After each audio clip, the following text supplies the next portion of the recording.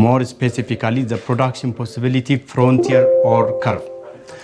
Let's start with the resources. Resources are categorized into two, called free resources and scarce or economic resources. These free resources are resources that we are not expected to pay, or simply that we get without any cost, are called free resources. For example, sunshine is a free resource. We are not expected to pay to get the service of sunshine. And oxygen is also free resource. But this is not our concern. Our major concern is the scarce or economic resources. Scarce or economic resources are those resources that we cannot get at zero cost, or everybody is expected to make payments to get these resources, called scarce resources. And these scarce resources are broadly categorized into four, called land, labor, capital, and entrepreneurship. As a student of economics, you have to be familiar with the four economic resources called land, labor, capital, and entrepreneurship. Now let's see these scarce resources or economic resources in detail. First, land. When we say land in economics, the land that constitutes that we use for sites of buildings, the land that we see, the land that we use for a site of building is considered as land. The land that farmers use for farm production is considered as land.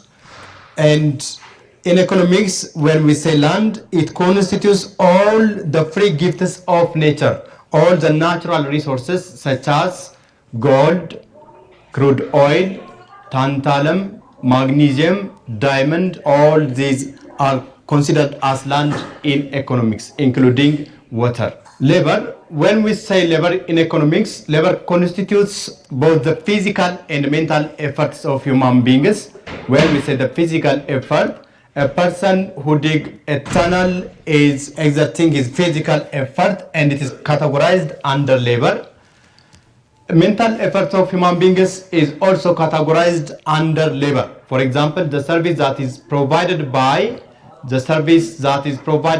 by teachers, lecturers, and the medical diagnosis that is provided by medical doctors is considered as labor in economics.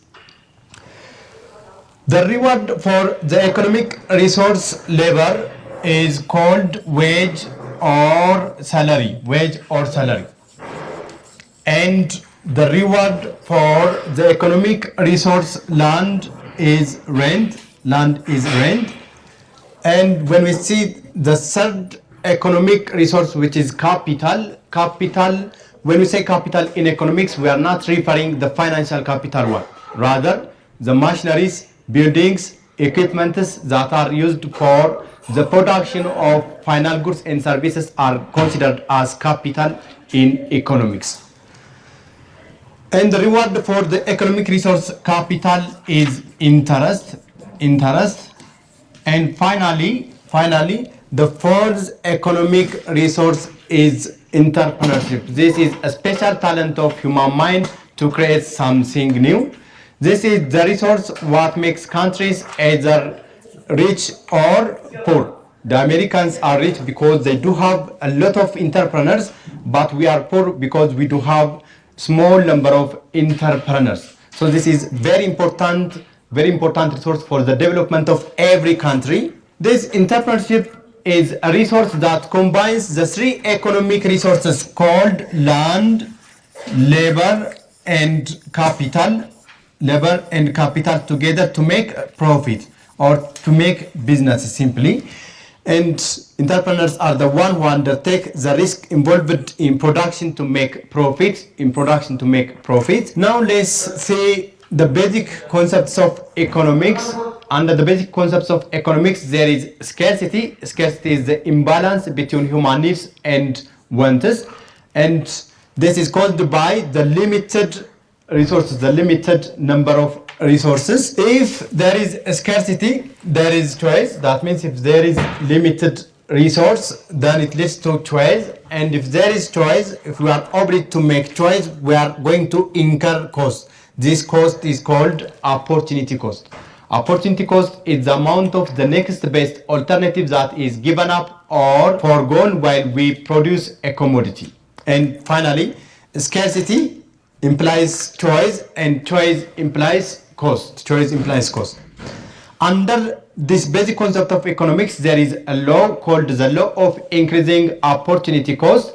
The law of increasing opportunity cost tells us that the opportunity cost of a commodity will always increase. That means the amount of the next best alternative that is given up while we choose or produce a commodity will always increase. Simply, it tells us the opportunity cost of a commodity will always increase. Now, let's see another important or basic concept of economics called the production possibility frontier or curve.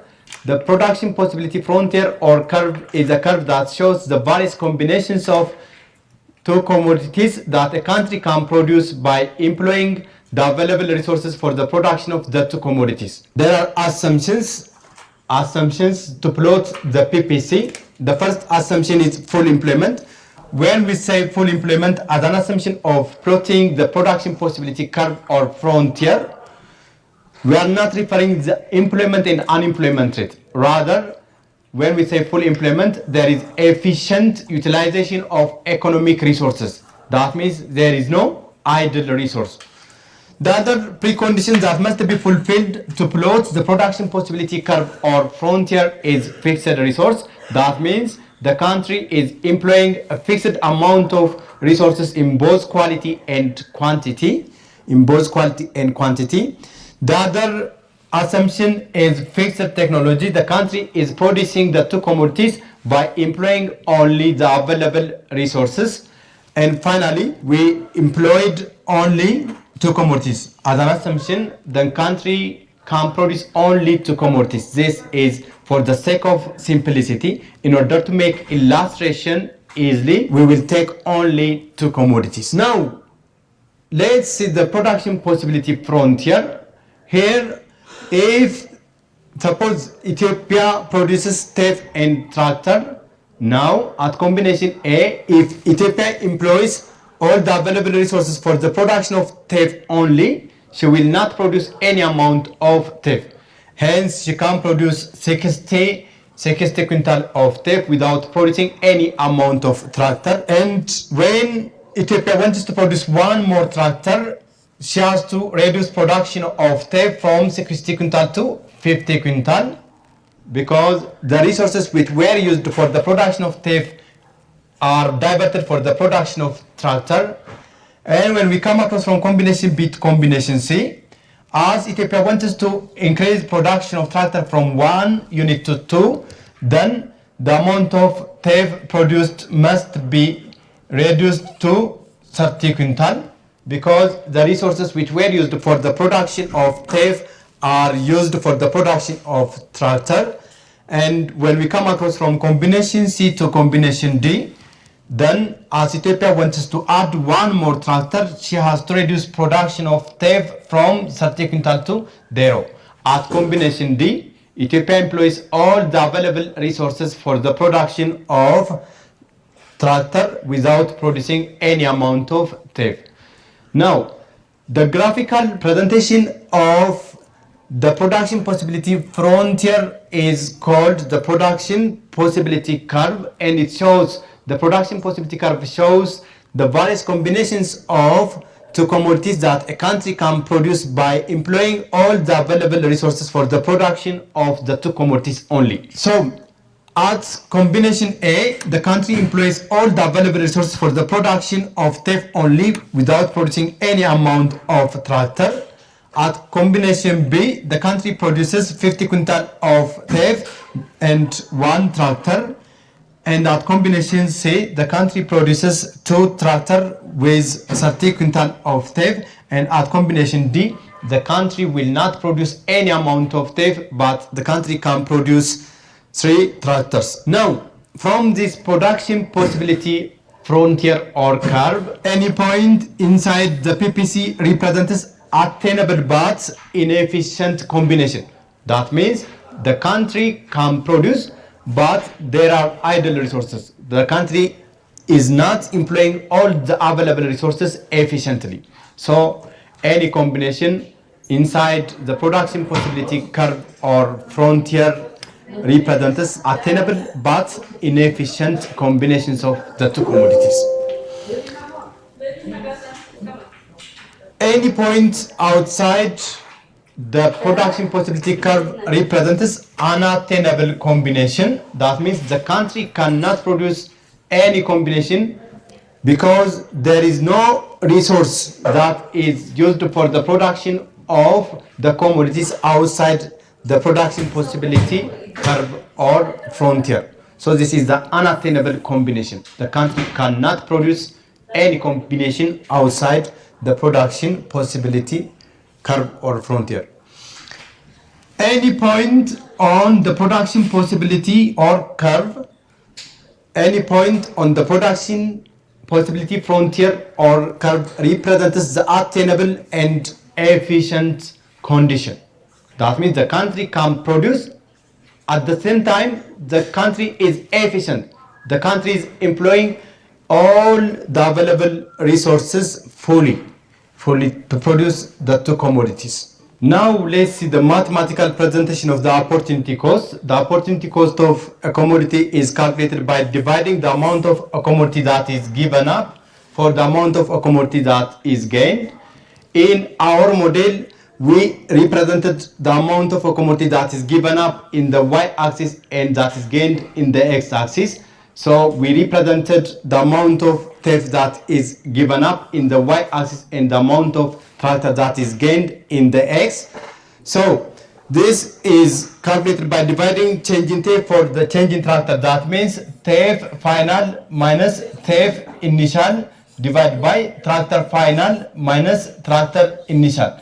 So as Ethiopia increases production of tractor from 0 to 1, if the production of theft declined from 60 quintal to 50 quintal, then let's take this 0 as tractor initial and this 1 as tractor final. Let's take this 60 as theft final and theft initial and this 50 as theft final. So when we substitute this information on this formula, the value of theft final is 50 quintal minus theft initial is 60 quintal divided by tractor final is 1 minus tractor initial is 0. And this will give us minus 10. And when we put it out of absolute value, we left with 10.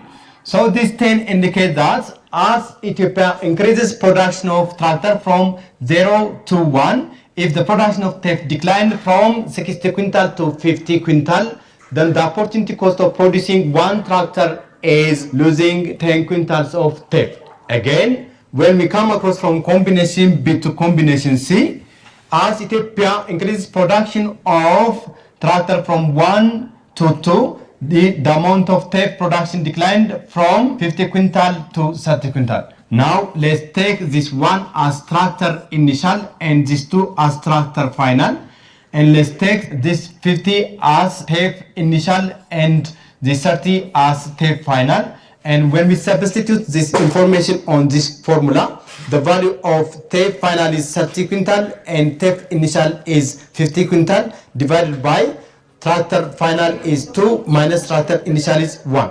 So we left with minus 20. When we put it out of absolute value, it is 20. This indicates that as Ethiopia increased production of tractor from 1 unit to 2 units, if the production of theft declined from 50 quintal to 30, then the opportunity cost of producing one tractor is 20 quintal. That means